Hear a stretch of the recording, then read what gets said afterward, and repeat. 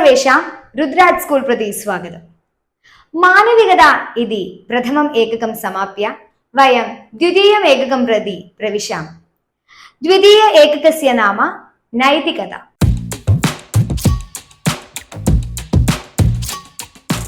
नैतिकता तत्र आमुखमस्ति, पश्यामः। लोके सर्वे मानवाः सुखम् इच्छन्ति। ലോകത്തിലെ എല്ലാ മനുഷ്യരും സുഖമാണ് ആഗ്രഹിക്കുന്നത്, അല്ലെ? നമ്മളെല്ലാവരും സുഖമായിട്ട് സമാധാനമായിട്ട് ജീവിക്കാനാണ് ആഗ്രഹിക്കുന്നത്. സർവേ സ്വസുഖാർത്ഥം പ്രയത്നം കുർവന്തി. സർവേ എല്ലാവരും സ്വന്തം സുഖത്തിന് വേണ്ടിയിട്ടാണ് പ്രയത്നം ചെയ്യുന്നത്. സ്വന്തം സുഖമായിട്ട് ജീവിക്കാൻ വേണ്ടിയിട്ടാണ്, സ്വന്തം സുഖത്തിന് വേണ്ടിയിട്ടാണ് നമ്മളെല്ലാവരും പ്രയത്നം ചെയ്യുന്നത്, കഷ്ടപ്പെടുന്നത്. അതിന് വേണ്ടിയിട്ടാണ് നമ്മൾ ജോലി ചെയ്യുന്നത്. തേന കഥാചിത് അന്വേഷാം ഹാനിരപി സംഭവിക്കും. അതുകൊണ്ട് നമ്മൾ നമ്മുടെ സുഖത്തിന് വേണ്ടിയിട്ട് നമ്മൾ ഓരോ കാര്യങ്ങൾ ചെയ്യുമ്പോൾ അതുകൊണ്ട് കഥാചിത് ചിലപ്പോഴൊക്കെ എന്ത് സംഭവിക്കാം? അന്വേഷാം ഹാനിരപി, ഹാനിഹി അപി സംഭവിക്കും. മറ്റുള്ളവർക്ക് മോശമായത്, മറ്റുള്ളവർക്ക് ദോഷവും സംഭവിച്ചിരിക്കാം. ഏവം യഥാ ലോകേ അവ്യവസ്ഥ തഥാ വ്യവസ്ഥായേ കശ്ചന നിയമഃ അപേക്ഷിതഃ.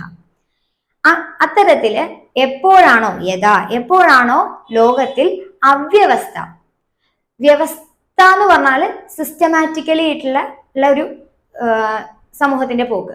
എന്നാൽ അവ്യവസ്ഥ എന്ന് പറഞ്ഞാൽ തെറ്റ് സംഭവിക്കുന്ന ആ ഒരവസ്ഥ, സമൂഹത്തിൽ തെറ്റും ഒക്കെ വന്നിട്ട് ആകെ ബുദ്ധിമുട്ടിലായ ഒരു അവസ്ഥ ഉണ്ടല്ലോ. അങ്ങനെ ലോകത്തിൽ എപ്പോഴാണോ തെറ്റുകൾ വന്ന് സമൂഹത്തിൽ പ്രശ്നങ്ങൾ ഉണ്ടാകുന്നത്, തഥാ അപ്പോൾ വ്യവസ്ഥായേ, നല്ല വ്യവസ്ഥയ്ക്ക് വേണ്ടിയിട്ട്, ആ സമൂഹത്തിന്റെ നല്ലൊരു പോക്കിന് വേണ്ടിയിട്ട് വ്യവസ്ഥായി കശ്ചന നിയമഃ അപേക്ഷിതഃ. എന്തു വേണം? കശ്ചന നിയമഃ, നിയമങ്ങൾ, അല്ലെങ്കിൽ അതിന് കൃത്യമായ ഒരു നിയമം ആവശ്യമാണ്. എന്തെങ്കിലും തെറ്റ് സംഭവിക്കുമ്പോൾ ആ തെറ്റിനെ തിരുത്താനും തെറ്റ് ചെയ്തവരെ ശിക്ഷിക്കാനും ഒക്കെ എന്ത് വേണം? ഒരു നിയമം ആവശ്യമാണ്. ഭാരതസ്യ രാജ്യാംഗം സർവേഷാം രാഷ്ട്രാണാം രാജ്യാംഗാനി അതിശേതി. ഭാരതത്തിന്റെ രാജ്യാംഗം എന്ന് പറഞ്ഞാൽ കോൺസ്റ്റിറ്റ്യൂഷൻ, നമ്മുടെ ഭരണഘടന. ഭാരതത്തിന്റെ ഭരണഘടന സർവേഷാം രാഷ്ട്രാണാം, എല്ലാ രാഷ്ട്രങ്ങളുടെയും എല്ലാ രാജ്യങ്ങളുടെയും രാജ്യാംഗാനി അതിശേതി, മറ്റുള്ളവരുടെ രാജ്യങ്ങളുടെ ഒക്കെ ഭരണഘടനകളിൽ വെച്ച് അതിശയിപ്പിക്കുന്നതാണ്, വളരെ മഹത്വമേറിയതാണ്. അതിൽ പറയുന്ന കാര്യങ്ങൾ മറ്റുള്ള ഭരണഘടനകളേക്കാൾ വളരെ പ്രാധാന്യം അർഹിക്കുന്നതാണ്, മഹത്വമേറിയതാണ് എന്നാണ് ഇവിടെ പറയുന്നത്. സ്വാതന്ത്ര്യം, ധർമ്മേതരത്വം, സമത്വം, ബഹുസ്വരത, നീതി ഇത്യാദീനി മൂല്യാനി അസ്മാകം രാജ്യാംഗസ്യ മാഹാത്മ്യം വർദ്ധയന്തി. സ്വാതന്ത്ര്യം എന്താണ്? സ്വാതന്ത്ര്യം, ഫ്രീഡം. നമുക്ക് സ്വാതന്ത്ര്യത്തോടു കൂടി ജീവിക്കാനുള്ള ആ ഒരു അവസ്ഥയാണ് പറയുന്നത് ഫ്രീഡം. ധർമ്മേതരത്വം എന്നുള്ളത് നമുക്ക് മലയാളത്തിൽ പറയുമ്പോൾ മതേതരത്വം, അതായത് മതങ്ങളെല്ലാം ഒന്നാണ്, എല്ലാ മനുഷ്യരും ഒന്നാണെന്നുള്ള ആ ഒരു ഭാവം. സമത്വം എന്ന് പറഞ്ഞാൽ ഒത്തൊരുമ, ഐക്യഭാവം, അതൊക്കെ. ബഹുസ്വരത എന്ന് പറഞ്ഞാൽ അഭിപ്രായ സ്വാതന്ത്ര്യം. നമ്മുടെ രാജ്യത്തുള്ള എല്ലാവർക്കും അവരവരുടേതായ അഭിപ്രായങ്ങൾ പറയുവാനുള്ള അവകാശമുണ്ട്, അതിനുള്ള ഒരു സ്പേസ് കൊടുക്കല്. നീതി എന്ന് പറഞ്ഞാൽ നിയമം. അപ്പൊ സ്വാതന്ത്ര്യം, മതേതരത്വം, സമത്വം, അഭിപ്രായ സ്വാതന്ത്ര്യം, നീതി, നിയമങ്ങളൊക്കെ.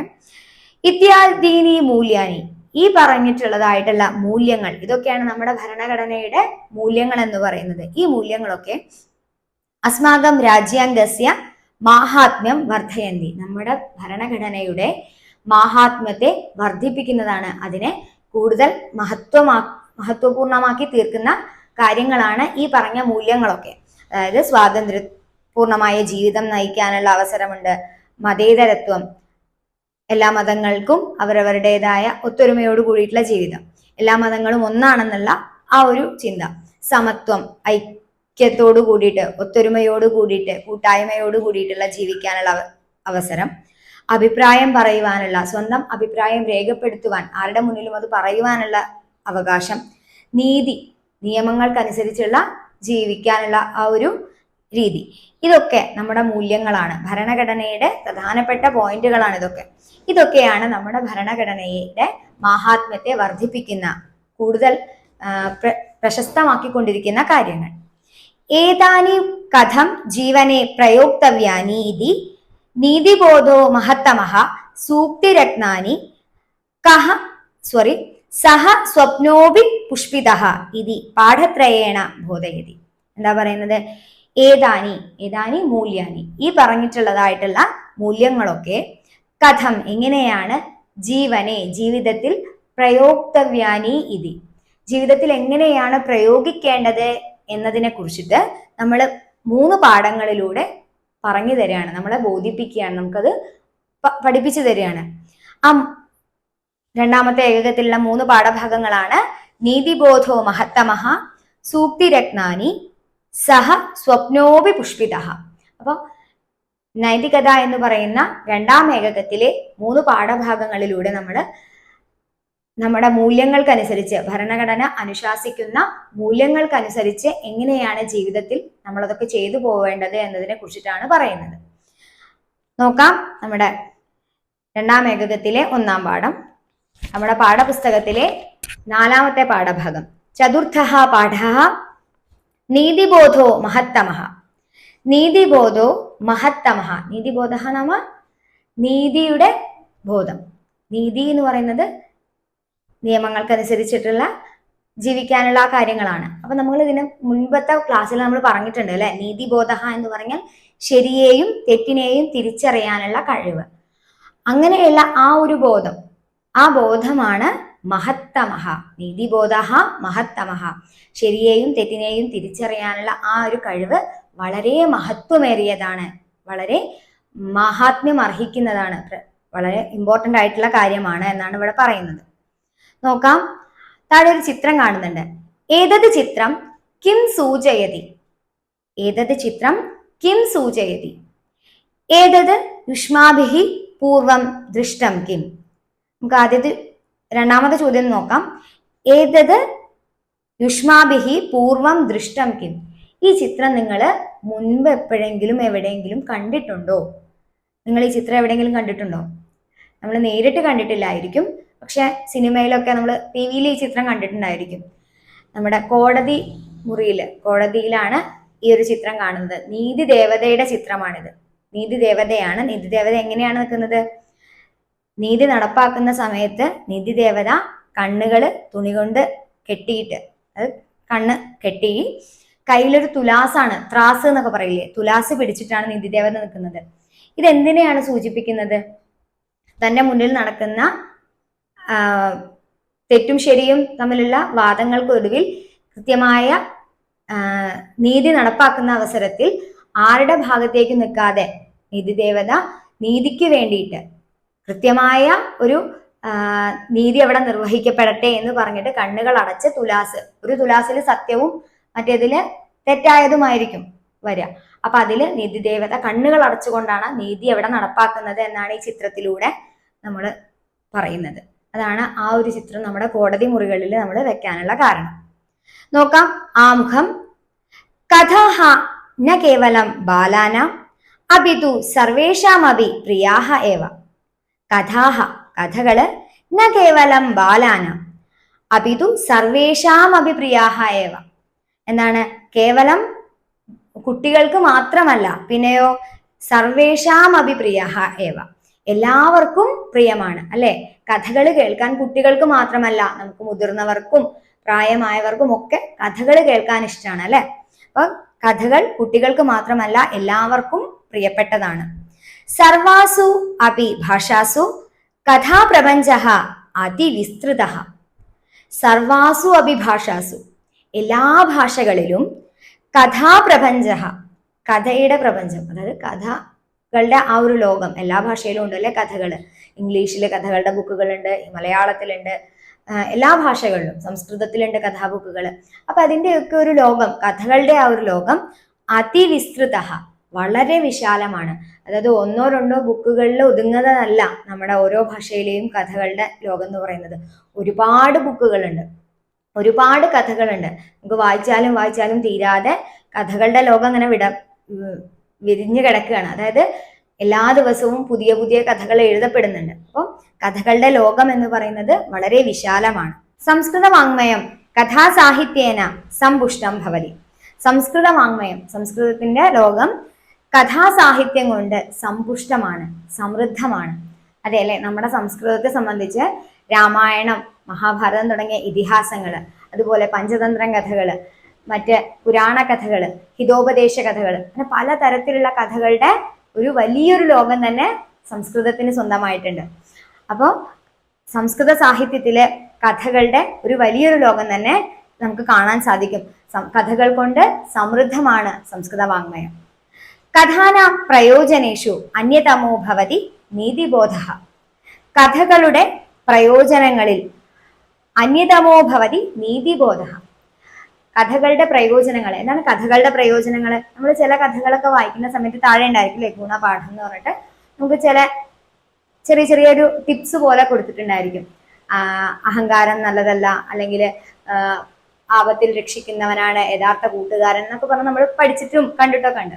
അപ്പൊ അത്തരത്തിലുള്ള ചെറിയ ഗുണപാഠങ്ങളിൽ പ്രധാനപ്പെട്ട ഒന്നാണ് നീതിബോധം എന്ന് പറയുന്നത്. അതായത് നമുക്ക് തെറ്റിനെയും ശരിയെയും തിരിച്ചറിയുവാനുള്ള ആ ഒരു കഴിവ് കഥകൾ വായിക്കുന്നതിലൂടെ, കഥകൾ കേൾക്കുന്നതിലൂടെ നമുക്ക് ലഭിക്കുന്നു. അങ്ങനെയുള്ളൊരു കഴിവ് കൂടി നമുക്ക് ലഭിക്കുന്നു. തം അധികൃത്യ ഏകാം ചിത്രകഥാം പഠാമഹ. അപ്പൊ ആ നീതിബോധ എന്ന് പറയുന്ന ആ ഒരു ഗുണത്തെ കുറിച്ചിട്ട്, ആ ഒരു മൂല്യത്തെ കുറിച്ചിട്ടുള്ള തം അധികൃത്യ, അതിനെ അധികരിച്ചിട്ടുള്ള, അതിനെ കുറിച്ചിട്ടുള്ള ഏകാം ചിത്രകഥാം പഠാമഹ, ഒരു ചിത്രകഥ നമുക്ക് പഠിക്കാം. അപ്പൊ നമുക്ക് ഈ പാഠഭാഗത്തില് നീതിബോധോ മഹത്തമഹ എന്ന് പറയുന്ന 4ാം പാഠത്തില് നമുക്ക് പഠിക്കാനുള്ളത് ഒരു ചിത്രകഥയാണ്. കോസലാധിപ ക്ഷേമദർശി സ്വരാജ്യം പാലയതി. കോസലാധിപ, കോസലത്തിന്റെ അധിപൻ, കോസലത്തിലെ രാജാവ്. അധിപ എന്ന് പറഞ്ഞാല് രാജാ. കോസലത്തിലെ രാജാവ് ക്ഷേമദർശി, കോസല രാജാവായ ക്ഷേമദർശി, രാജാവിന്റെ പേരാണ് ക്ഷേമദർശി. സ്വരാജ്യം, സ്വന്തം രാജ്യം, പാലയതി, പരിപാലിക്കുന്നു, ഭരിക്കുന്നു. കോസലാധിപനായ ക്ഷേമദർശിയുടെ ചിത്രം കാണാം. ക്ഷേമദർശി സ്വന്തം രാജ്യത്തെ, കോസല രാജ്യത്തെ ഭരിക്കുന്നു. സഹ തസ്യ സജീവാൻ അത്യധികം വിശ്വസിതി. സഹ, സഹ കഹ? ക്ഷേമദർശി, രാജ ക്ഷേമദർശി തസ്യ സജീവാൻ, അദ്ദേഹത്തിന്റെ, സജീവഹ എന്ന് പറഞ്ഞാൽ മന്ത്രി, സജീവാൻ മന്ത്രിമാരെ, അത്യധികം വിശ്വസിതി, വളരെ അധികം, ഒരുപാട് വിശ്വസിക്കുന്നു. രാജാവ് തന്റെ മന്ത്രിമാരെ വളരെയധികം, വളരെ കൂടുതൽ വിശ്വസിക്കുന്നു. കിന്തു സജീവാഹ രാജ്യകോശാത് ധനമപഹരന്തി. കിന്തു എന്നാൽ സജീവാഹ മന്ത്രിമാർ രാജ്യകോശാത്, രാജ്യകോശ നാമ ഖജനാവ് നമ്മൾ പറയാറുണ്ട് അല്ലെ, നമ്മുടെ സർക്കാരിന്റെ ഖജനാവ് എന്നൊക്കെ പറയാറില്ലേ. ഖജനാവ് എന്ന് പറഞ്ഞാല് ആ രാജ്യത്തിലെ രാജ്യത്തിന്റെ ആവശ്യങ്ങൾക്ക് വേണ്ടിയിട്ടുള്ള, പ്രജകൾക്ക് വേണ്ടിയിട്ടുള്ള കാര്യങ്ങളൊക്കെ ചെയ്യാൻ വേണ്ടി ഉള്ള ധനം, അതായത് കാശ്, സ്വർണവും കാശൊക്കെ നമ്മൾ വെക്കുന്ന ആ ഒരു ഇതിനെയാണ് നമ്മൾ പറയുന്നത് ഖജനാവ് എന്ന്. അപ്പൊ രാജ്യകോശ എന്ന് പറഞ്ഞാല് ഖജനാവാണ്. ഇവിടെ ക്ഷേമദർശിയുടെ സജീവന്മാര്, ക്ഷേമദർശിയുടെ മന്ത്രിമാര് രാജ്യകോശാത് ധനം അപഹരന്തി, രാജ്യകോശത്തിൽ നിന്ന്, ഖജനാവിൽ നിന്ന് ധനം അപഹരന്തി, ധനം കാശ് അപഹരിക്കുന്നു. മന്ത്രിമാരായവര് രാജ്യകോശത്തിൽ നിന്ന് ധനം അപഹരിക്കുന്നു. രാജ്യസ്യ ദുരവസ്ഥാം രാജ്ഞേ നിവേദയിതും ആഗതാൻ ജനാൻ ബഡാഹ സജീവാജ്ഞയാ നിവാരയന്തി. രാജ്യസ്യ ദുരവസ്ഥാം, രാജ്യത്തിന്റെ ദുരവസ്ഥയെ രാജ്ഞേ നിവേദയിതും, രാജാവിനെ അറിയിക്കുവാൻ, ആഗതാൻ ജനാൻ വന്നവരായ ജനങ്ങളെ, ഭടാഹ ഭടന്മാര്, സജീവാജ്ഞയാ സജീവസ്യ ആജ്ഞയാ, സജീവഹ എന്ന് പറഞ്ഞാല് മന്ത്രി, സജീവസ്യ ആജ്ഞയാ മന്ത്രിയുടെ ആജ്ഞയാൽ, മന്ത്രിയുടെ നിർദ്ദേശത്താൽ, നിവാരയന്തി മാറ്റുന്നു. അതായത് ഇവിടെ രാജ്യത്ത് നടക്കുന്ന മന്ത്രിമാർ ഇങ്ങനെ ചെയ്യുന്നു എന്നുള്ള ആ രാജ്യത്തിന്റെ ദുരവസ്ഥ, രാജ്യത്തിന് വേണ്ടതായ കാര്യങ്ങളൊക്കെ ചെയ്യാനുള്ള പൈസ എടുത്തിട്ടാണ് മന്ത്രിമാര് എടുക്കുന്നത്. അപ്പൊ രാജ്യത്ത് വേണ്ട വിധത്തില് പ്രജകൾക്ക് വേണ്ടിയിട്ടുള്ള കാര്യങ്ങളൊന്നും നടക്കുന്നില്ല, രാജ്യത്ത് ദുരവസ്ഥയാണ്, രാജ്യത്ത് ഒരുപാട് ബുദ്ധിമുട്ടുകളുണ്ട് എന്നുള്ള കാര്യങ്ങളൊക്കെ രാജാവിനെ നേരിട്ട് അറിയിക്കുവാനായിട്ട് വന്ന ജനങ്ങളെ ഭടാഹ, ഭടന്മാര്, ചിത്രത്തിൽ കാണാം അല്ലെ, രണ്ട് ഭടന്മാർ ഇങ്ങനെ നിൽക്കുന്നത് രാജകൊട്ടാരത്തിലേക്കുള്ള വഴിയിൽ. ആ ഭടന്മാർ എന്ത് ചെയ്യുന്നു? സജീവാജ്ഞയ, സജീവഹ എന്ന് പറഞ്ഞ മന്ത്രി, മന്ത്രിയുടെ ആജ്ഞ കൊണ്ട്, മന്ത്രിയുടെ ആജ്ഞയാൽ, മന്ത്രി പറഞ്ഞതനുസരിച്ചിട്ട് നിവാരയന്തി, അവരെ അവിടെ നിന്നും മാറ്റുന്നു. രാജ കാര്യമിതം ന ജാനാതി, രാജാവാകട്ടെ കാര്യമിതം, ഇതം കാര്യം, ഈ കാര്യം ന ജാനാതി, അറിയുന്നില്ല. രാജാവ് ഇങ്ങനെ ഇവര് വന്ന കാര്യമോ ഇവര് രാജാവിനെ കാണാൻ വന്ന കാര്യമൊന്നും രാജാവ് അറിയുന്നില്ല. തഥാ കശ്ചന മുനിസ്തത്ര ആഗത്യ രഹസി രാജാനം കഥയതി. തഥാ അപ്പോൾ കശ്ചന മുനിസ്തത്ര, മുനിഹി തത്ര, മുനിസ്തത്ര എന്നുള്ളത് മുനിഹി തത്ര, കശ്ചന മുനിഹി തത്ര ആഗത്യ രഹസി രാജാനം കഥയതി. കശ്ചന മുനിഹി, ഒരു മുനി, മഹർഷി, തത്ര ആഗത്യ, അവിടെ വന്നിട്ട്, രഹസി, രഹസ്യമായിട്ട്, രഹസ്യ രൂപത്തില്, രാജാനം കഥയതി, രാജാവിനോട് പറയുന്നു. എന്താ മഹർഷി പറയുന്നത്? ഭോഹോ രാജൻ സചിവാഹ അസ്മാകം രാജ്യധനം അപഹരന്തി. ഭോഹോ രാജൻ, അല്ലയോ രാജാവേ, സചിവാഹ മന്ത്രിമാർ, അസ്മാകം രാജ്യധനം, നമ്മളുടെ രാജ്യധനം, രാജ്യത്തിന്റെ ധനമൊക്കെ, അപഹരന്തി മോഷ്ടിക്കുന്നു. അവ രാജാവ് ചോദിക്കുകയാണ്, രാജാവ് പറയാണ്, സജീവാനാം കാപട്യം കഥം ബഹിരാനയാമി. സജീവാനാം മന്ത്രിമാരുടെ കാപട്യം, എന്താണ് കാപട്യം എന്ന് പറഞ്ഞാല്? കപടസ്യ ഭാവഹ, തെറ്റ് ചെയ്യുന്നവനാണല്ലോ കപടൻ, മോഷ്ടാവ് എന്നുള്ള അർത്ഥത്തില്, അവരുടെ ഭാവം, അതായത് മോഷ്ടിക്കുന്നു അല്ലെങ്കിൽ അവരുടെ ആ ഒരു തെറ്റിനെ, കഥം എങ്ങനെയാണ്, ബഹിരാനയാമി, ബഹിഹി പുറത്തേക്ക്, ആനയാമി കൊണ്ടുവരുന്നത്, അതായത് മന്ത്രിമാരുടെ ഈ തെറ്റിനെ ഞാൻ എങ്ങനെയാണ് പുറത്തു കൊണ്ടുവരുന്നത് എന്ന് ചോദിക്കുന്നു. അപ്പം മുനി പറയുന്നു, ഉപായമേകം വദാമി, ഉപായം സൂത്രം, ഏകം ഉപായം വദാമി, ഞാനൊരു സൂത്രം പറയാം, ഞാനൊരു വഴി പറയാം. ഏകൈകം അമാത്യമാഹൂയ അപരഹ അപരാധി ഇതി വദതു. ഏകൈകം ഓരോരോ, അമാത്യം ആഹൂയ, ഇവിടെ അമാത്യഹ എന്നുള്ളൊരു പദം നമ്മൾ കാണുന്നുണ്ട്. സജീവഹ എന്ന് പറഞ്ഞാൽ മന്ത്രിയാണ്, അതുപോലെ തന്നെ അമാത്യഹ എന്ന് പറഞ്ഞാലും മന്ത്രിയാണ്. രണ്ട് വാക്ക് നമ്മളിവിടെ പരിചയപ്പെടുന്നുണ്ട്. മന്ത്രി എന്നുള്ള അർത്ഥത്തിൽ വരുന്ന സജീവഹ എന്നും അമാത്യഹ എന്നും. അപ്പോ ഏകൈകം അമാത്യം ആഹൂയ, ഓരോരോ മന്ത്രിയെ ആഹൂയ വിളിച്ചിട്ട്, അപരഹ അപരാധി, മറ്റുള്ളവൻ അപരാധിയാണ്, തെറ്റുകാരനാണ്, ഇതി വദതു, അതായത് ഓരോരോ മന്ത്രിമാരെ വിളിക്കുക, എന്നിട്ട് അവരോട് മറ്റേ മന്ത്രിയെ കുറിച്ചിട്ട് അവൻ തെറ്റ് ചെയ്യുന്നവനാണല്ലോ, ആ മന്ത്രി അങ്ങനെ ചെയ്യുന്നുണ്ടല്ലോ എന്നുള്ള രീതിയിൽ സംസാരിക്കുക എന്ന് പറയൂ എന്ന് രാജാവിനോട് പറയാണ്. തേ സ്വയമേവ അപരാധിനം സൂചയിഷ്യന്തി. തേ അവർ സ്വയമേവ, സ്വന്തമായിട്ട് തന്നെ, അപരാധിനം സൂചയിഷ്യന്തി, അപരാധിയെ സൂചിപ്പിക്കും, അപരാധികളായവരെ അവര് സ്വയം തന്നെ. അപ്പം രാജാവ് ഇങ്ങനെ പറയുമ്പോൾ ഈ മന്ത്രി ആരാണോ തെറ്റ് ചെയ്യുന്നത് എന്നുള്ള രീതിയിൽ മറ്റുള്ളവരെ ഈ മന്ത്രിയും പറയും എന്നുള്ള രീതിയിൽ ഈ മുനി രാജാവിന് പറഞ്ഞു കൊടുത്തു. രാജ ഏകൈകം സജീവമാഹൂയ ഇതരേ അപരാധിന ഇതി വദതി. എന്താ ചെയ്തത്? രാജാവ് ഏകൈകം സജീവം ആഹൂയ, ഓരോരോ മന്ത്രിമാരെ വിളിച്ചിട്ട്, ഇതരേ മറ്റുള്ളവർ, അപരാധിന ഇതി വദതി, മറ്റുള്ളവർ തെറ്റ് ചെയ്യുന്നവരാണ്, മറ്റുള്ളവർ അപരാധം ചെയ്യുന്നവരാണ് എന്ന് പറയുന്നു. രാജ്ഞഃ പ്രീതിം സമ്പാദയിതും ഏകൈകോപി സചിവഃ അപരേഷാം ദോഷാൻ സവിസ്തരം രാജ്ഞേ നിവേദയതി. എന്താ ചെയ്തത്? രാജ്ഞഃ രാജാവിന്റെ പ്രീതിം സമ്പാദയിതും. പ്രീതി എന്ന് പറഞ്ഞാല് ഇഷ്ടം, രാജാവിന്റെ പ്രിയം, രാജാവിന്റെ ഇഷ്ടം സമ്പാദിക്കുവാനായിട്ട്, സമ്പാദയിതും നേടുവാനായിട്ട്, ഏകൈകോപി ഏകൈകഹാപി ഓരോരുത്തരും എന്ത് ചെയ്തു? സജീവഹ ഓരോരോ മന്ത്രിമാരും അപരേഷാം ദോഷാൻ മറ്റുള്ളവരുടെ ദോഷങ്ങളെ, മറ്റുള്ളവരുടെ തെറ്റുകളെ സവിസ്തരം രാജ്ഞിയെ നിവേദയതി.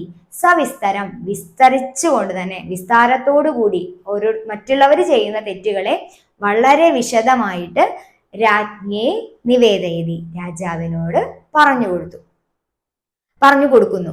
രാജാവിനോടൊക്കെ മറ്റുള്ളവരുടെ തെറ്റുകളൊക്കെ പറഞ്ഞു കൊടുക്കുന്നു. രാജ സജീവാൻ ദണ്ഡയതി. എന്താ ചെയ്തത്? ഇവിടെ ദണ്ഡയതി എന്ന വാക്കിന്റെ അർത്ഥം അടിക്കുന്നു എന്നാണ്, പക്ഷെ ഇവിടെ ശിക്ഷിക്കുന്നു എന്നുള്ള അർത്ഥത്തിലാണ് നമ്മൾ എടുക്കുന്നത്. രാജാവ് മന്ത്രിമാരെ, സചിവാൻ ദണ്ഡയതി, രാജാവ് മന്ത്രിമാരെ ശിക്ഷിക്കുന്നു. മുനിഹി പ്രച്ഛന്നവേഷം പരിത്യജ്യ രാജാനം നമതി. മുനിഹി രാജാവിന്റെ അടുത്ത് വന്നിട്ടുള്ള ആ മുനി പ്രച്ഛന്നവേഷം. എന്താ പ്രച്ഛന്നവേഷം? ഫാൻസി ഡ്രസ് എന്നൊക്കെ പറയില്ലേ നമ്മള്, അതായത് കെട്ടി ചമച്ച ആ വേഷം പരിത്യജ്യ, അത് ഉപേക്ഷിച്ചിട്ട് രാജാനം നമതി, രാജാവിനെ നമിക്കുന്നു, രാജാവിനെ തൊഴുന്നു. ആശ്ചര്യേണ തദാനീം രാജ മുനിവേഷധാരി സ്വസ്യ ഭട ഏവ ഭവതീതി ജ്ഞാത്വാ തസ്യ നീതിബോധം പ്രശംസതി. ആശ്ചര്യേണ ആശ്ചര്യം കൊണ്ട്, അത്ഭുതം കൊണ്ട്, തദാനീം അപ്പോൾ, രാജ നമ്മുടെ രാജാവ്, ക്ഷേമദർശി എന്ന നമ്മുടെ രാജാവ്, മുനിവേഷധാരി മുനിയുടെ വേഷം കെട്ടിയ, പ്രച്ഛന്ന വേഷം ധരിച്ച് വന്നതാണല്ലോ, ആ മുനിയുടെ വേഷം കെട്ടിയ ആള് സ്വസ്യ ഭട ഏവ ഭവതി ഇതി, അതായത് സ്വന്തം ഭടൻ തന്നെയാണ് എന്ന് ജ്ഞാത്വ. ഇവിടെ മുനിയുടെ വേഷം കെട്ടി വന്നത് ആ രാജകൊട്ടാരത്തിലെ തന്നെ ഒരു ഭടനായിരുന്നു. അപ്പൊ തന്റെ ഭടൻ തന്നെയാണ് മുനി വേഷത്തിൽ വന്നത് എന്ന് ജ്ഞാത്വ അറിഞ്ഞിട്ട്, തസ്യ അവന്റെ നീതിബോധം പ്രശംസതി, അയാളുടെ നീതിബോധത്തെ, നീതിയെ മനസ്സിലാക്കിയിട്ടുള്ള ആ പ്രവൃത്തിയെ, അതായത് അയാൾക്ക് മനസ്സിലായി മന്ത്രിമാര് തെറ്റാണ് ചെയ്യുന്നത്, എന്നാൽ ഈ തെറ്റ് രാജാവ് അറിയുന്നില്ല. അപ്പൊ തെറ്റിനെയും ശരിയെയും തിരിച്ചറിഞ്ഞ് അവരുടെ തെറ്റിനെ രാജാവിന്റെ മുന്നിലേക്ക് എത്തിക്കാനുള്ള ആ ഒരു മനസ്സ് അയാൾ കാണിച്ചല്ലോ, ആ സേവകൻ കാണിച്ചല്ലോ. അപ്പൊ അയാളുടെ ആ നീതിബോധം മനസ്സിലാക്കിയിട്ട് രാജാവ് അയാളെ പ്രശംസിക്കുന്നു, അയാളെ അഭിനന്ദിക്കുന്നു, അയാളെ വളരെ നല്ല കാര്യമാണ് ചെയ്തത് എന്ന് പറഞ്ഞിട്ട് അയാളെ വേണ്ട വിധത്തിൽ അഭിനന്ദിക്കുകയാണ് ഇവിടെ ചെയ്യുന്നത്. താഴെ നമുക്കൊരു ശ്ലോകം കാണുന്നുണ്ട്, നോക്കാം. വിഗണയ്യാത്മവൃത്തിഞ്ച രാഷ്ട്രരക്ഷണ കർമ്മസു വ്യാപൃത മാനവ സർവേ നീതിയുക്ത മനീഷിന. ആത്മവൃത്തിം വിഗണയ്യ, ആത്മവൃത്തി നാമ തൻ്റെതായ പ്രവർത്തികൾ, തൻ്റെതായ കാര്യങ്ങളെ കണക്കാക്കാതെ, അതായത് തനിക്ക് ഉള്ള ലാഭങ്ങളും നഷ്ടങ്ങളും ഒന്നും കണക്കാക്കാതെ, അതിനൊന്നും പ്രാധാന്യം കൊടുക്കാതെ, രാഷ്ട്രരക്ഷണ കർമ്മസു, രാഷ്ട്രത്തെ, നമ്മുടെ രാജ്യത്തെ രക്ഷിക്കാനുള്ള കാര്യങ്ങളിൽ, രാഷ്ട്രരക്ഷണ കാര്യങ്ങളിൽ, വ്യാപൃതാഹ മുഴുകിയിട്ടുള്ള, മാനവാഹ സർവേ മുഴുകിയിട്ടുള്ള എല്ലാവരും, നീതിയുക്താഹ മനീഷിനാഹ നീതിയുക്തന്മാരായിട്ടുള്ള, മാനവാഹ മനുഷ്യന്മാരാണ്, നീതിയുക്തന്മാരായിട്ടുള്ള മനീഷികളാണ്. മനീഷിമാരെന്ന് പറഞ്ഞാല് ബുദ്ധിമാന്മാര്. അപ്പോൾ സ്വന്തം കാര്യങ്ങളെ, തൻ്റെതായ പ്രവർത്തികൾക്കൊന്നും പ്രാധാന്യം കൊടുക്കാതെ, തനിക്ക് ലാഭമാണോ നഷ്ടമാണോ സംഭവിക്കുന്നത് വരുന്നത് എന്നൊന്നും നോക്കാതെ രാജ്യത്തെ സേവിക്കാൻ, രാജ്യത്തെ രക്ഷിക്കാനുള്ള കാര്യങ്ങളിൽ മുഴുകിയിട്ടുള്ള ആൾക്കാര് എന്താണ്? നീതിയുക്തന്മാരായിട്ടുള്ള, നീതിബോധമുള്ള, ബുദ്ധിമാന്മാരായിട്ടുള്ള മനുഷ്യരാണ് എന്നാണ് ഇവിടെ പറയുന്നത്. നമ്മുടെ കഥയില് രാജ്യത്തെ സേവിക്കേണ്ടവരായിട്ടുള്ള, രാജ്യത്തിന്റെ കാര്യങ്ങൾ നോക്കി നടത്തേണ്ടവരായിട്ടുള്ള മന്ത്രിമാരാണ് ഇവിടെ തെറ്റ് ചെയ്യുന്നത്. അപ്പൊ അവർക്ക് അവിടെ കൃത്യമായ നീതിബോധമില്ല എന്നാണ് നമ്മൾ മനസ്സിലാക്കുന്നത്. എന്നാൽ ഭടനാവട്ടെ, അയാള് തൻ്റെ പ്രവൃത്തി, രാജ്യത്തെ സേവിക്കാനുള്ള അവസരമാണ് അയാൾക്ക് കിട്ടിയിട്ടുള്ളത്. എന്നാൽ അവിടെ ഒരു തെറ്റ് സംഭവിക്കുന്നു, മന്ത്രിമാര് തെറ്റ് ചെയ്യുന്നു എന്നുള്ളത് രാജാവിനെ അറിയിക്കുക എന്നുള്ള ഒരു വലിയ കാര്യമാണ് അയാൾ അവിടെ ചെയ്യുന്നത്. അപ്പൊ അയാളുടെ നീതിബോധമാണ് ഇവിടെ നമ്മൾ കാണുന്നത്. അതുകൊണ്ട് തന്നെയാണ് രാജാവ് ആ ഭടനെ പ്രശംസിക്കുന്നതും. അപ്പോൾ നീതിബോധവും മഹത്തമഹ എന്ന പാഠഭാഗത്തിൽ നമ്മൾ തെറ്റിനെയും ശരിയെയും തിരിച്ചറിയാൻ, അത് തിരിച്ചറിഞ്ഞ് പ്രവർത്തിക്കാനുള്ള കഴിവാണ് വേണ്ടത് എന്ന് നമ്മളോട് വീണ്ടും പറയുകയാണ്. നോക്കാം, അത് അടുത്ത പേജില് പദച്ഛേദ. ഈ പാഠഭാഗത്തിൽ നമ്മൾ പറഞ്ഞ സമയത്ത് സൂചിപ്പിച്ച 2 പദങ്ങളാണ് ബഹിരാനയാമി. ബഹിഹി അധികം ആനയാമി. ബഹിരാനയാമി എന്ന പദം നമ്മൾ മുറിക്കുമ്പോൾ ബഹിഹി അധികം ആനയാമി എന്നാണ് വരിക. അസ്ഥീതി, അസ്ഥി അധികം ഇതി. അസ്ഥീതി എന്ന് ഒരുമിച്ച് കാണുമ്പോൾ നമ്മൾക്കതിനെ പദം മുറിക്കേണ്ട ഇത് എങ്ങനെയാണ്? അസ്ഥി അധികം ഇതി എന്നാണ്. താഴെ വിഗ്രഹ. ഈ പാഠഭാഗത്തിൽ വരുന്ന കുറച്ച് വാക്കുകളാണ്. കാപഠ്യം, കപടസ്യ ഭാവഃ. കപടനായിട്ടുള്ളവന്റെ ഭാവമാണ് കാപഠ്യം. ഏകൈകം, ഏകം ഏകം പ്രതി. ഏകൈകം എന്ന് പറയുന്നത് എങ്ങനെയാണ്? വിഗ്രഹം ഏകം ഏകം പ്രതി. നമുക്ക് പരീക്ഷകൾക്കൊക്കെ ചോദിക്കുന്നതാണ് ഈ വിഗ്രഹവാക്യങ്ങള്. വളരെ എളുപ്പവുമാണ്, എന്നാൽ വളരെ പ്രാധാന്യമുള്ളതുമാണ്. അത് കാരണം നന്നായിട്ട് ശ്രദ്ധിച്ച് പഠിക്കുക. മൂന്നാമത്തത് സജീവാജ്ഞയ. സജീവാജ്ഞയ, സജീവാനാം ആജ്ഞയ. സജീവാനാം ആജ്ഞയ, സജീവന്മാരുടെ ആജ്ഞയാൽ, നിർദ്ദേശത്താൽ. അടുത്തത് സവിസ്തരം. സവിസ്തരം, വിസ്തരേണ സഹ വർത്തതേ ഇതി. വിസ്തരേണ സഹ വർത്തതേ എന്നുള്ളതിന്റെ നമ്മൾ എങ്ങനെയാണ് വരുന്നത്? സവിസ്തരം എന്നാണ് വരുന്നത്. നോക്കാം ഈ പാഠഭാഗത്തിലെ പഠന പ്രവർത്തനങ്ങള്. പാഠഭാഗം കഥാപാത്രാനുസാരം ഭാവാനുസാരം ച കക്ഷ്യായാം അവതാരയതു. ഇതൊരു ചിത്രകഥയാണ്. അപ്പൊ അതിലെ കഥാപാത്രങ്ങൾക്കനുസരിച്ച് ഈ കഥയെ നമുക്കൊരു ഡയലോഗുകളൊക്കെ പോലെ പറയാനൊക്കെ ഉണ്ട് അല്ലെ. മന്ത്രിയും രാജാവും മുനിയുമായിട്ടുള്ള സംഭാഷണങ്ങളൊക്കെ വരുന്നുണ്ട്. അപ്പൊ നിങ്ങളത് ക്ലാസ്സിൽ നിങ്ങളുടെ ഫ്രണ്ട്സിന്റെ ഒപ്പം കഥാപാത്രങ്ങളായി തിരിഞ്ഞ് ഭാവത്തോടു കൂടി ഈ കഥയെ നമുക്ക് ക്ലാസ്സിൽ അവതരിപ്പിക്കാം. അവിടെ ശ്രദ്ധിക്കേണ്ട കാര്യങ്ങള് ഉചിത ഭാവഹ. ഓരോരുത്തർക്കും കൃത്യമായ ഭാവം അവിടെ പറയുന്നുണ്ട്. ഉചിത ഭാഷണ രീതി, സംഭാഷണം ചെയ്യുന്ന സമയത്ത് ആ രീതിയും ആ ഒരു ശൈലിയും ഒക്കെ കൊണ്ടുവന്നുകൊണ്ട് നമുക്കത് ചെയ്യാൻ ശ്രമിക്കാം. അടുത്ത പ്രവർത്തനം കോഷ്ടകാത് ഉചിതാനി പദാനി സ്വീകൃത്യ മുനേഹേ രാജ്ഞശ്ച സംഭാഷണം പൂരയതു. കോഷ്ടകാത് ബ്രാക്കറ്റിൽ നിന്നും ഉചിതമായ പദങ്ങൾ എടുത്തിട്ട് നമുക്ക് മുനിയുടെയും രാജാവിന്റെയും സംഭാഷണം പൂരിപ്പിക്കാം. സംഭാഷണം ഇവിടെ തന്നിട്ടുണ്ട്. അതിലേക്ക് ചേർക്കേണ്ട ഒരു 5 വാക്കുകൾ, 5 പദങ്ങളാണ് ബ്രാക്കറ്റിൽ കൊടുത്തിട്ടുള്ളത്. അതാണ് നമ്മൾ ഇതിലേക്ക് കൃത്യമായ ഗ്യാപ്പിലേക്ക് ഫിൽ ചെയ്ത് കൊടുക്കേണ്ടത്. നോക്കാം. ഭടഹ. ഇവിടെ ഭടഹ എന്നാണ് കൊടുത്തിട്ടുള്ളത്. ഇവിടെ ഭടനും മുനിയും ഒരാൾ തന്നെയാണ്. നമ്മൾ കഥയിലൂടെ മനസ്സിലാക്കി മുനിവേഷം ധരിച്ചത് ആ കൊട്ടാരത്തിൽ തന്നെ ഭടനാണ്. അപ്പൊ നമുക്ക് ബ്രാക്കറ്റിലെ പദങ്ങളെ ഒന്ന് പരിചയപ്പെടാം. നീതിബോധ, സംരക്ഷണം, കിമർത്ഥം, ധന്യവാദാഹ, രക്ഷണാർത്ഥം. വളരെ പരിചിതമായ പദങ്ങൾ തന്നെയാണ് 5 നീതിബോധ, സംരക്ഷണം, കിമർത്ഥം, ധന്യവാദാഹ, രക്ഷണാർത്ഥം. നോക്കാം. ഭടഹ. ഭടൻ പറയുന്നു വന്ദനം മഹാരാജ. മഹാരാജാവിനോട് വന്ദനം പറയണം. വന്ദനം. രാജ വന്ദനം. ഹേ ഭട ഡാഷ് മുനിവേഷം ധൃതവാൻ.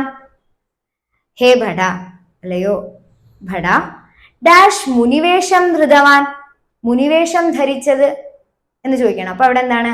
എന്തുകൊണ്ടാണ് എന്നുള്ള അർത്ഥത്തിലാണ് വരുന്നത്. അപ്പൊ നമുക്ക് ചേർക്കാം കിമർത്ഥം, എന്തുകൊണ്ടാണ് മുനിവേഷം ധൃതവാൻ, മുനിവേഷം ധരിച്ചത്. അപ്പൊ ഭടൻ മറുപടി പറയുന്നു രാജ്യസ്യ ഡാഷ് ധൃതവാൻ അസ്മി. രാജ്യസ്യ, രാജ്യത്തിന്റെ ഡാഷ് ധൃതവാൻ അസ്തി.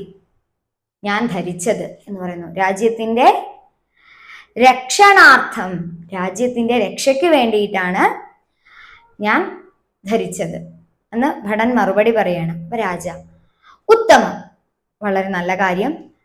ഭവതഃ ഡാഷ് പ്രശംസാർഹ, അങ്ങയുടെ, അതായത് താങ്കളുടെ ഡാഷ് പ്രശംസാർഹ, പ്രശംസ അർഹിക്കുന്നതാണ്.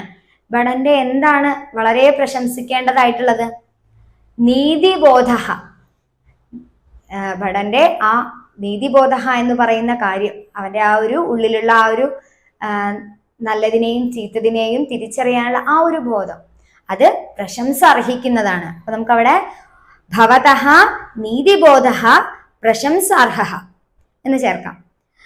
അപ്പോ ഭടഃ മറുപടി പറയുന്നു, രാജ്യസ്യ ഡാഷ് മമ കർത്തവ്യം ഭവതി.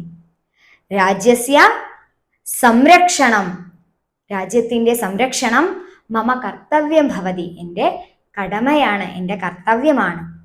രാജ, പ്രീതോസ്മി, ഞാൻ വളരെ സന്തോഷവാനാണ് എന്ന് രാജാവ് ഭടനോട് പറയാണ്. ഭടഃ ധന്യവാദാഹ, നമ്മൾ പറയില്ലേ, നമ്മളോട് നല്ല കാര്യം നല്ലതായിട്ട് ചെയ്തു എന്നൊക്കെ പറയുമ്പോൾ നമ്മൾ പറയില്ലേ താങ്ക് യു എന്ന് പറയില്ലേ, അതുപോലെ ഭടൻ പറയുന്നു ധന്യവാദാഹ, നന്ദി എന്ന് പറയുന്നു.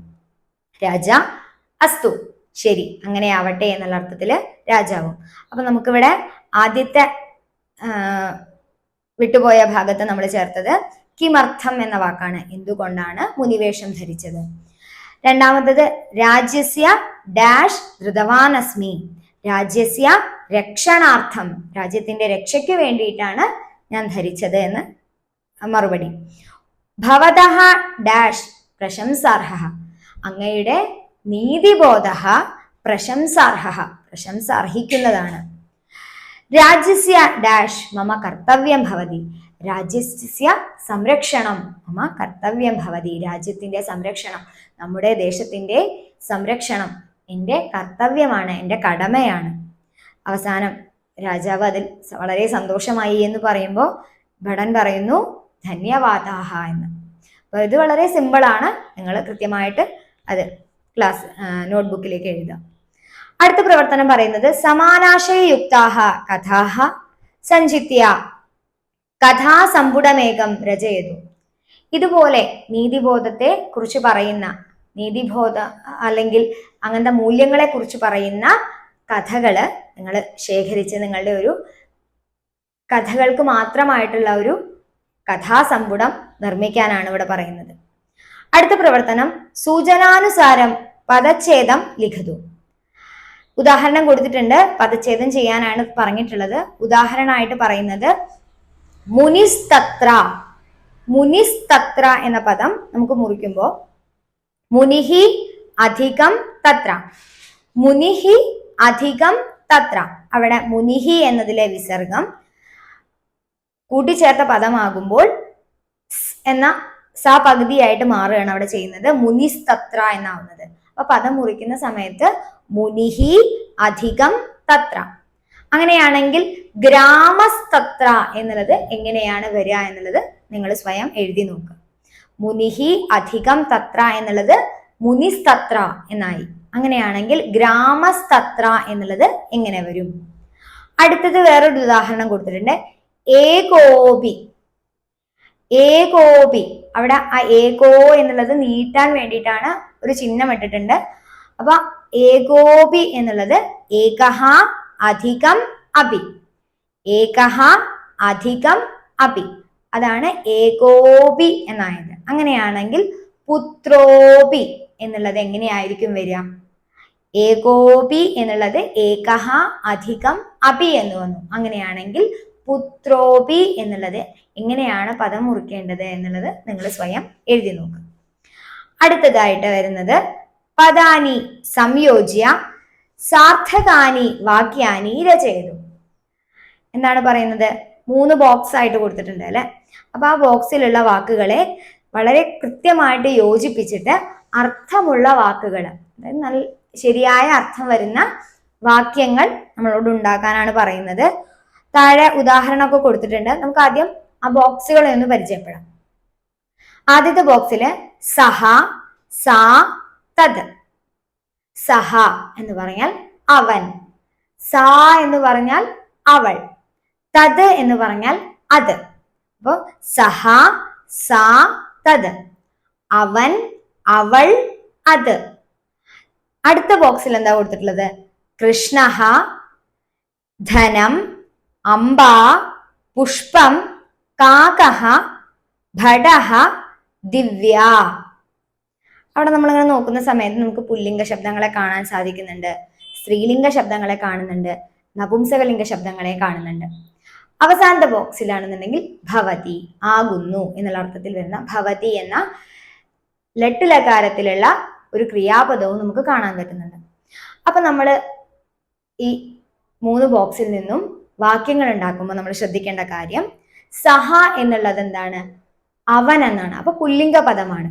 സാ എന്നുള്ളത് സ്ത്രീലിംഗ പദമാണ്. തത് എന്നുള്ളത് നപുംസകലിംഗ പദവുമാണ്. അപ്പോ അതിനനുസരിച്ച് വേണം നമ്മൾ രണ്ടാമത്തെ ബോക്സിൽ നിന്നുള്ള പദങ്ങളെ എടുക്കാൻ. സഹ എന്ന് വരുമ്പോൾ സ്വാഭാവികമായും സഹ എന്ന പുല്ലിംഗത്തിൽ വരുന്നൊരു പദമാവുന്നതുകൊണ്ട് രണ്ടാമത്തെ ബോക്സിൽ നിന്ന് നമ്മൾ എടുക്കേണ്ടത് പുല്ലിംഗ ശബ്ദത്തെയാണ്. സഹ കൃഷ്ണഹ ഭവതി, സഹ കൃഷ്ണഹ ഭവതി. ഇവിടെ ഉദാഹരണം കൊടുത്തിട്ടുണ്ട്, നമുക്ക് അത് നോക്കാം. സഹ ഭടഹ ഭവതി, സഹ ഭടഹ, രണ്ടും പുല്ലിംഗത്തിൽ വരുന്ന പദങ്ങളാണ്. സഹ ഭടഹ ഭവതി.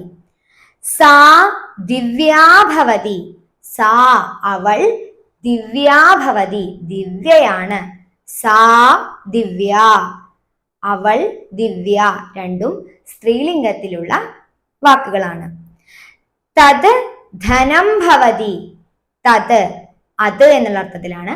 തത് ധനം ഭവതി, തത് അത് ധനമാണ്, അത് ധനമാണ്. അപ്പോ സഹ എന്ന് വരുമ്പോൾ പുല്ലിംഗ പദമാണ് ചേർക്കേണ്ടത്. സാ എന്ന് വരുമ്പോൾ സ്ത്രീലിംഗ പദമാണ് കൂടെ ചേർക്കേണ്ടത്. തത് എന്ന് വരുമ്പോൾ നപുംസകലിംഗ ശബ്ദമാണ് അതിനോട് കൂടെ വരുന്നത്. ആ തരത്തിൽ നമുക്ക് ഈ ബോക്സുകളിൽ നിന്ന് വാക്യങ്ങൾ ഉണ്ടാക്കാൻ സാധിക്കും. സഹ കൃഷ്ണഹ ഭവതി. അടുത്തത് ധനം എന്ന വാക്കാണ്. അപ്പൊ നമ്മൾ ഏത് ചേർക്കണം? തത് ധനം ഭവതി. അംബ എന്ന വാക്കാണ് മൂന്നാമത്തത്. അപ്പൊ നമ്മൾ ഏതെടുക്കണം? അംബ എന്നുള്ളത് സ്ത്രീലിംഗ ശബ്ദമാണ്. അപ്പൊ സാ അംബാ ഭവതി. നാലാമത്തെ വാക്ക് പുഷ്പമാണ്, പുഷ്പം. അപ്പോ തത് പുഷ്പം ഭവതി. സഹ കാകഹ ഭവതി, സഹ ഭടഹ ഭവതി, സാ ദിവ്യാ ഭവതി. നമ്മൾ ആദ്യം കൊടുക്കുന്ന സഹ, സ, തത് എന്നുള്ളതിന് അനുയോജ്യമായ നാമപദങ്ങളായിരിക്കണം നമ്മൾ രണ്ടാമത്തെ ബോക്സിൽ നിന്നും എടുക്കേണ്ടത്. അതിനനുസരിച്ച് വേണം വാക്യം നിർമ്മിക്കാൻ. ആ കാര്യം നിങ്ങൾ ശ്രദ്ധിക്കുക. വളരെ എളുപ്പത്തിൽ നിങ്ങൾക്ക് വാക്യങ്ങൾ ഉണ്ടാക്കാൻ സാധിക്കുന്ന ഒരു പ്രവർത്തനമാണ്. അപ്പൊ നിങ്ങളത് നോട്ട്ബുക്കിൽ ചെയ്തു പഠിക്കുക. അടുത്ത പ്രവർത്തനം, വാക്യാനി പരിശീല്യ ത്വാന്ത ല്യബന്ത തുമുന്നന്താനി അവ്യയാനി നിർദ്ദിഷ്ട സ്ഥാനെ ലിഖതു. വാക്യാനി പരിശീല്യ, വാക്യങ്ങൾ നന്നായി പരിശീലിച്ചിട്ട്, വാക്യങ്ങൾ നല്ലോണം വായിക്കുക, നല്ലോണം വായിച്ച് മനസ്സിലാക്കിയിട്ട് ക്വാന്ത ല്യബന്ത തുമുന്നന്താനി അവ്യയാനി. നമുക്ക് 3 അവ്യയങ്ങളെ കുറിച്ച് നമുക്കറിയാം. ക്വാന്തം, ല്യബന്ധം, തുമുന്നന്തം. ആ 3 അവ്യയങ്ങളെയും നിർദ്ദിഷ്ട സ്ഥാനെ, നിർദ്ദേശിക്കുന്ന പറയുന്ന സ്ഥലത്ത് എഴുതാനാണ് പറയുന്നത്. നോക്കാം, ഇവിടെ നീല ബോക്സിലായിട്ട് 3 എണ്ണം കൊടുത്തിട്ടുണ്ട്. ഒന്നാമത്തത് ക്വാന്തം, രണ്ടാമത്തത് ല്യബന്ധം, മൂന്നാമത്തത് തുമുന്നന്തം. അപ്പൊ നമുക്ക് 6 വാക്യങ്ങളും അവിടെ കൊടുത്തിട്ടുണ്ട്. ഒന്നാമത്തെ വാക്യം, സത്യം വക്തും ഇച്ഛാമി. സത്യം വക്തും, വക്തും. ആ വക്തും എന്നുള്ള വാക്ക് ഇവിടെ ത്വാന്തം, ല്യബന്ധം, തുമുന്നന്തം എന്നുള്ളതില് തുമുന്നന്തത്തിന്റെ അടുത്ത് എഴുതി കാണാം. അപ്പൊ തും എന്ന് അവസാനിക്കുന്നതാണ് തുമുന്നന്തം, തും എന്ന് അവസാനിക്കുന്നത്. അപ്പൊ നമുക്ക് വക്തും, വക്തും എന്ന് പറയുമ്പോൾ തും എന്നാണ് അവസാനിക്കുന്നത്. അപ്പൊ വക്തും എന്ന ഇത് തുമുന്നന്തമായിട്ടുള്ള ഒരു അവ്യയമാണ്. വക്തും എന്നുള്ള വാക്കിനെ നമുക്ക് തുമുന്നന്തം എന്നുള്ള കോളത്തിന്റെ നേരെയാണ് എഴുതേണ്ടത്. രണ്ടാമത്തെ സെന്റൻസ് നോക്കാം, പുഷ്പം ഗൃഹീത്വാ അഗച്ഛത്. പുഷ്പം ഗൃഹീത്വാ, ഗൃഹീത്വാ, ത്വാ എന്നാണ് അവസാനിക്കുന്നത്.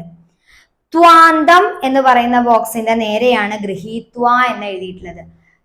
ത്വാ എന്ന് അവസാനിക്കുന്നതാണ് ത്വാന്തം. ത്വാ എന്ന് അവസാനിക്കുന്നതിനെ ത്വാന്തം അവ്യയത്തിൽ ഉൾപ്പെടുത്താം. അപ്പൊ ഗൃഹീത്വ എന്നുള്ളത് ത്വാന്തം അവ്യയത്തിൽ നമ്മൾ എഴുതിയിട്ടുണ്ട്. അടുത്തത് ധനം അപഹൃത്യ ഗച്ഛതി. ധനം അപഹൃത്യ, ത്യ, ത്യ എന്നുള്ളത് അവസാനം യ എന്ന് അവസാനിക്കുന്നുണ്ട്. ഒരു വ്യഞ്ജനാക്ഷരത്തിന്റെ കൂടെ യ എന്ന് അവസാനിക്കുന്നു. അങ്ങനെയാണെങ്കിൽ അതെവിടെയാണ് എഴുതിയിട്ടുള്ളത്? ല്യബന്ധം. ല്യബന്ധത്തിലാണ് അപഹൃത്യ എന്നുള്ള അവ്യയം നമ്മൾ ചേർത്തിട്ടുള്ളത്.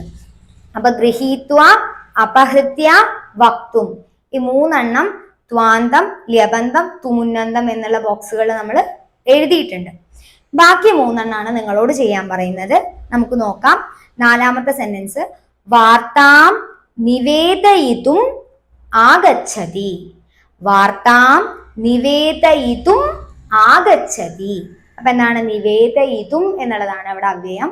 അത് ഏതിലാണ് വരിക? തും എന്ന് അവസാനിക്കുമ്പോൾ അത് തുമുന്നന്തം അവ്യയമായിട്ടാണ് വരുന്നത്. അഞ്ചാമത്തെ സെന്റൻസ്, വേഷം പരിത്യജ്യ നമതി. വേഷം പരിത്യജ്യ നമതി. പരിത്യജ്യ, ജ്യ അവസാനത്തിൽ യ എന്ന് നമുക്ക് കാണാൻ സാധിക്കുന്നുണ്ട്. ഒരു വ്യഞ്ജനാക്ഷരമായ ജായോട് കൂടി യ വന്നിട്ടുണ്ട്. അപ്പൊ അതെവിടെയാണ് വരിക? ല്യബന്ധത്തിലാണ് ചേർക്കേണ്ടത്. അടുത്തത് ലാസ്റ്റത്തെ വാക്യം എന്ന് പറയുന്നത്, ഭടഹ ഇതി ജ്ഞാത്വാ പ്രശംസതി. ഭടഹ ഇതി ജ്ഞാത്വാ, ജ്ഞാത്വാ, ത്വാ എന്ന് അവസാനിക്കുമ്പോൾ അത് നമുക്കറിയാം ത്വാന്തം അവ്യയത്തിലാണ് വരുന്നത്.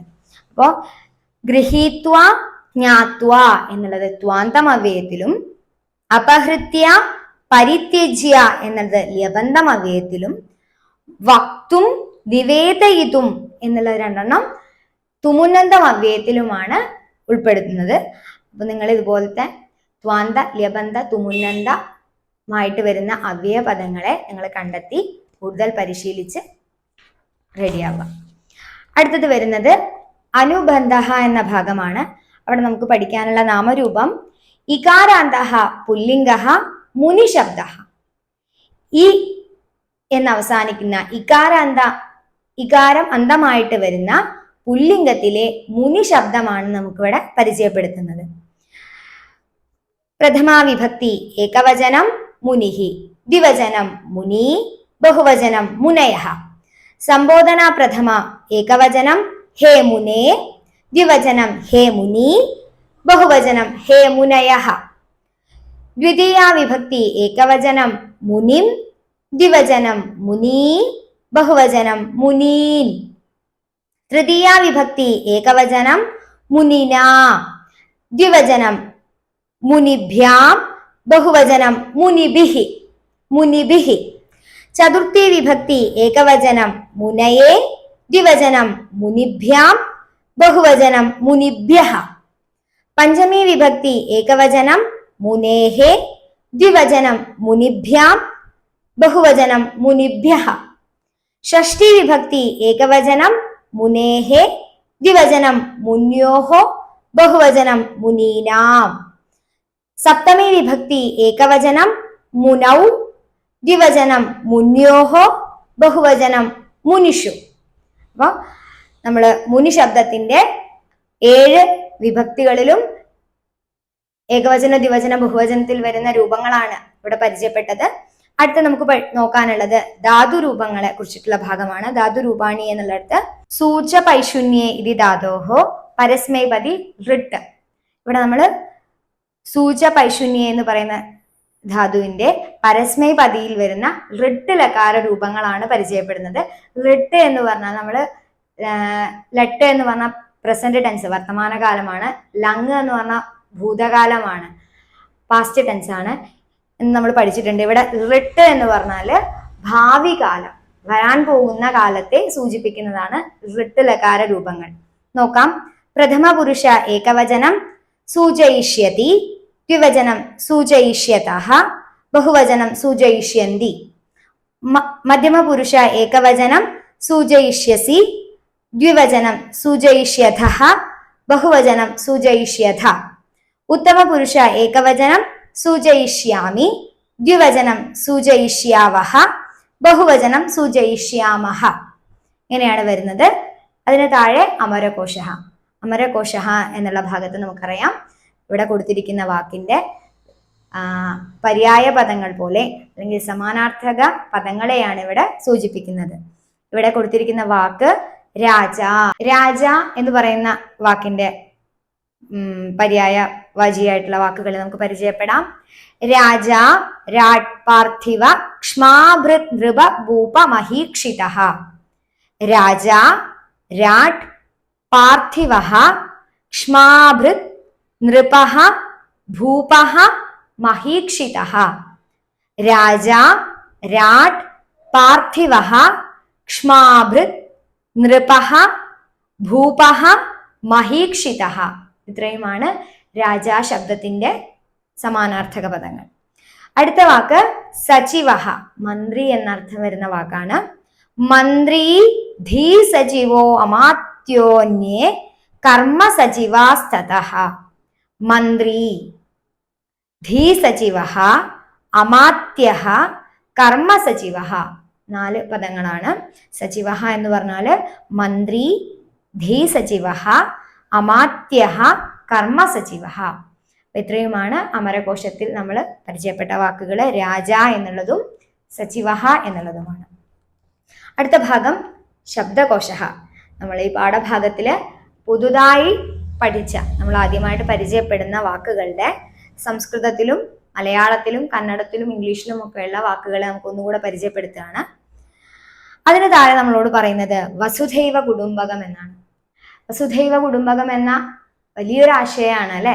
അത് നമ്മുടെ 1ാമത്തെ ഏകകത്തില് പരിചയപ്പെട്ടതുമാണ്. വസുധ ഏവ കുടുംബകം. വസുധ ഭൂമി, ഭൂമി തന്നെ കുടുംബമാണ്. ഈ ഭൂമി തന്നെ നമ്മുടെ കുടുംബമാണ്. നമ്മളുടെ ലോകം തന്നെ നമുക്കൊരു കുടുംബം പോലെയാണ് എന്ന് പറയുന്ന ഒരാശയം നമ്മളോട് ഒന്നുകൂടെ ഓർമ്മിപ്പിച്ചുകൊണ്ടാണ് നീതിബോധവും മഹത്തമഹ എന്ന നമ്മുടെ 4ാം പാഠം അവസാനിക്കുന്നത്. അപ്പോൾ എല്ലാവർക്കും വന്ദേ സംസ്കൃത മാതരം.